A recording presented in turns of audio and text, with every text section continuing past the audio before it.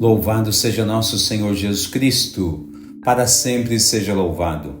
Querido povo de Deus, Evangelho do dia, quinta-feira, dia 28 de dezembro.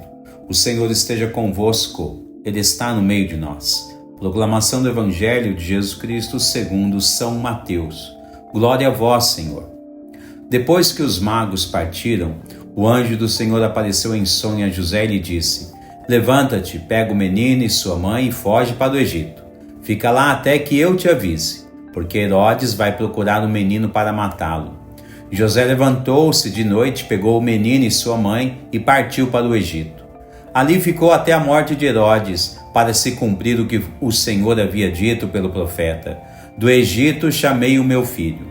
Quando Herodes percebeu que os magos o haviam enganado, ficou muito furioso. Mandou matar todos os meninos de Belém e de todo o território vizinho, de 2 anos para baixo, exatamente conforme o tempo indicado pelos magos.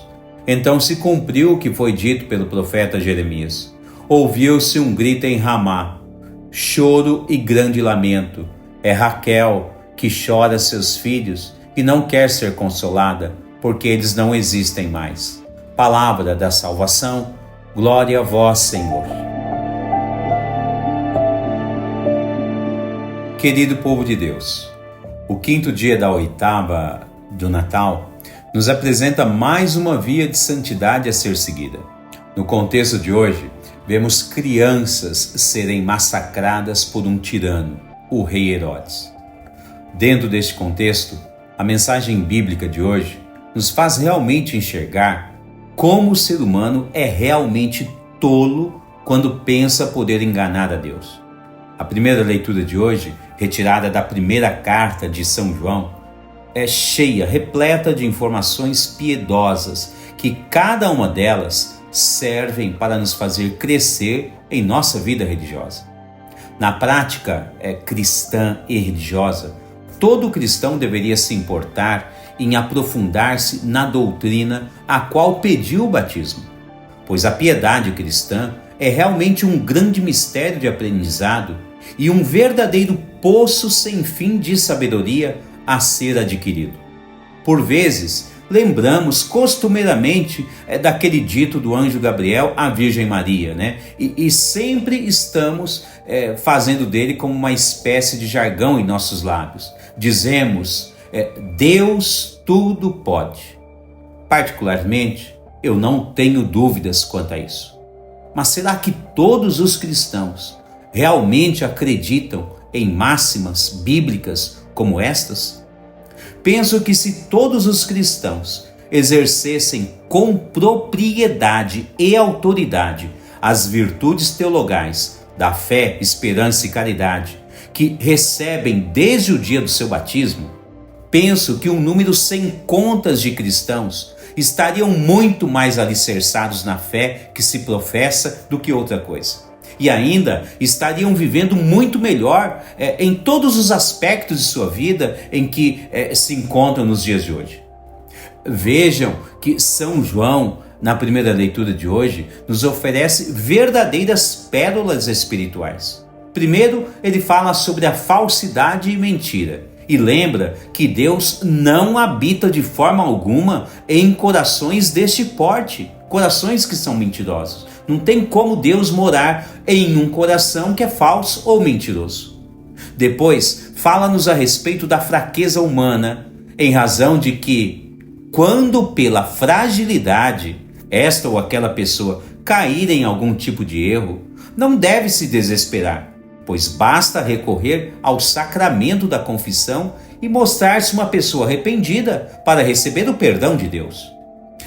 Ora, esses são detalhes importantes, visto que o rei Herodes pensou conseguir enganar Deus e os reis magos, como nós lemos no Evangelho de hoje. Lembremos que na passagem por Jerusalém, depois de algumas controvérsias, Herodes disse aos magos para encontrar o menino Jesus e depois voltar e avisá-lo, porque ele queria adorar o menino Jesus. Que falsidade! Bom, ele dizia isso não porque era bonzinho, mas porque estava com medo do reinado de Jesus. e queria matar o menino Jesus antes mesmo que ele crescesse. É muito parecido esse cenário com aquele que está na história veterotestamentária, o qual o faraó mandou as parteiras, né, matar todas as crianças de sexo masculino, né? Basta conferir essa história em Êxodo capítulo 1. Naquela ocasião, somente Moisés escapou com vida. Então veja só que não adianta tipos de enganações, pois como diz São João hoje, Deus não habita em corações mentirosos. Deus auxilia todos os corações sinceros e justos, como vemos no Evangelho de hoje.